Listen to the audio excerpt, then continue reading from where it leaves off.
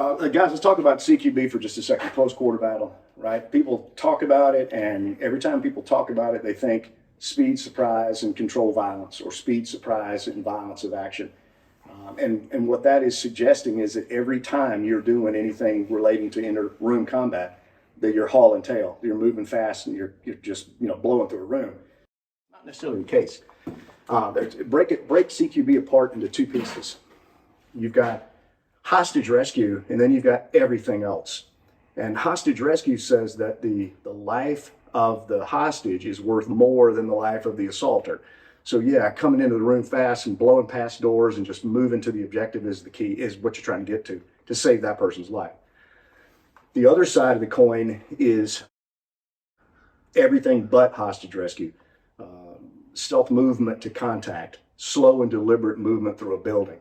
And in that case, the life of the assaulter is worth more than what you're trying to do. So you're trying to protect your teammates, you're trying to protect their lives and keep them from getting harmed, as opposed to hostage rescue where you're just blowing and it's sacrificial to get to the person that is in trouble.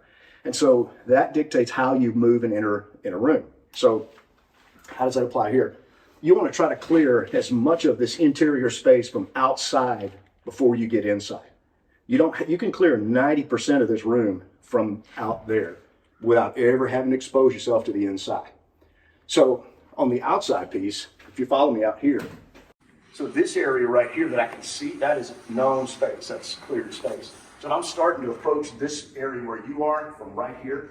As I come up, my sight is going to be trained on the knife edge right here because I can't see what's around that corner. I can see all this, so I don't have to point my gun there. I'm pointing at the edge I can't see. So as I approach, I'm going to move to the side as best I can to see as much of that space as I possibly can. Now what I'm able to see is basically a line running all the way to that spot. There's about 10% of the room in that corner I can't see.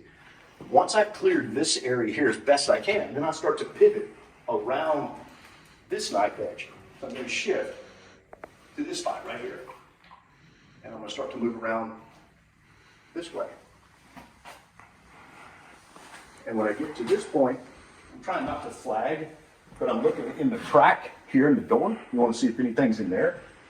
You're trying to stay back and away from the door so you're not flagging everything, but you're looking up and down, right in there, and I can see pretty much everything right there. Once I've seen that, it's time for me to get into the space that I have not looked at yet, which is that area right there, right? So as I'm coming around that corner, I'm just going to come around that corner as tightly as I can. As you'll notice, a step and a turn, and you're immediately on the threshold. You're right through the threshold, rather, and you're right on that piece. You're right in that corner, right?